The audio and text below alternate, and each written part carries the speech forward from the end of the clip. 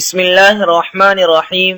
صرف 5 منٹ کا مدرسہ قرآن و حدیث کی روشنی میں 230واں دن 20 شعبان المعظم۔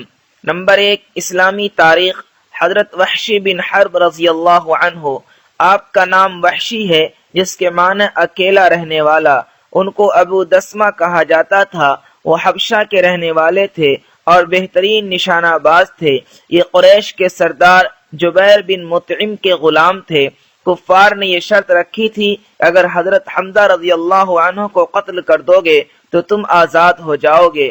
چنانچہ جنگ احد میں حضرت حمزہ رضی اللہ عنہ وحشی کے نیزے سے شہید ہو گئے۔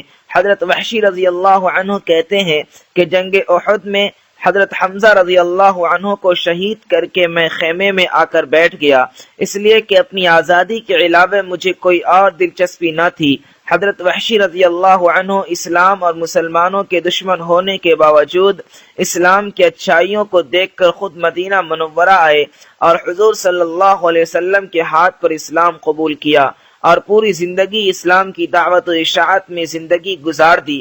حضرت ابو بکر رضی اللہ عنہ نے اپنے زمانے میں نبوت کا جھوٹا دعویٰ کرنے والے مسیلمہ کذاب کی سرکوبی کے لیے ایک لشکر بھیجا۔ اس میں حضرت وحشی رضی اللہ عنہ بھی تھے۔ انہوں نے مرتدین کے سردار مسیلمہ کذاب کو نیزہ مار کر ہلاک کیا اور ارتداد کی جڑ اکھاڑ دی۔ نمبر 2، حضور صلی اللہ علیہ وسلم کا معجزہ۔ حضرت حسن رضی اللہ عنہ کے بارے میں پیشین گوئی۔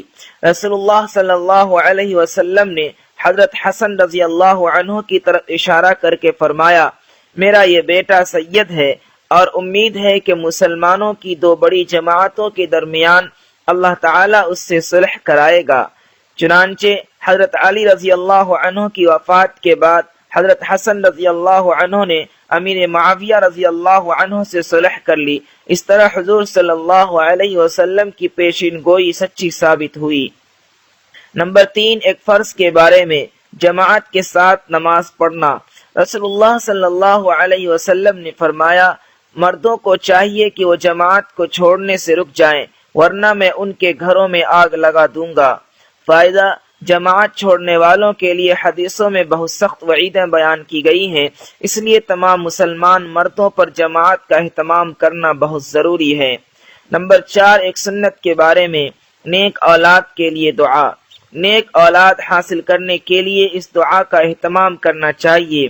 حضرت زکریا علیہ السلام نے نیک اولاد مانگتے وقت یہ دعا فرمائی تھی، جس کو قبول فرما کر اللہ تعالیٰ نے حضرت یحییٰ علیہ السلام کو مرحمت فرمایا، رب ہب لی من لدنک ذریۃ طیبہ انک سمیع الدعاء۔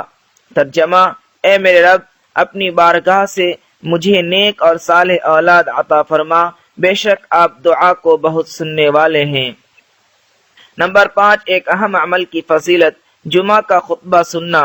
رسول اللہ صلی اللہ علیہ وسلم نے فرمایا، جس نے اچھی طرح وضو کیا پھر جمعہ کی نماز کے لیے آیا اور خاموشی سے خوب غور سے خطبہ سنا تو دونوں جمعہ کے درمیان اور مزید 3 دن یعنی کل 10 دن اس کی مغفرت کر دی جاتی ہے۔ اور جس نے خطبہ کے دوران کنکری کو بھی چھوا تو اس نے لغو یعنی بیکار اور باطل کام کیا۔ نمبر 6، ایک گناہ کے بارے میں فضول خرچی کرنا۔ قرآن میں اللہ تعالیٰ فرماتا ہے، اسراف و فضول خرچی مت کرو کیونکہ اللہ تعالیٰ فضول خرچی کرنے والوں کو پسند نہیں کرتا۔ نمبر 7، دنیا کے بارے میں کھانے پینے کی چیزوں کی پیداوار۔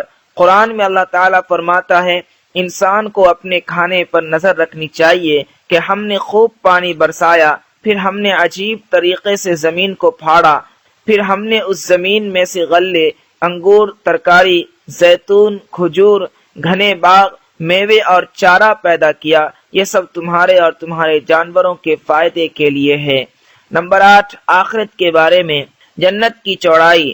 رسول اللہ صلی اللہ علیہ وسلم نے فرمایا، قسم ہے اس ذات کی جس کے قبضہ میں محمد کی جان ہے، جنت کے 2 دروازوں کے درمیان اتنا بڑا فاصلہ ہے جتنا شہر مکہ اور ہجر کے درمیان ہے۔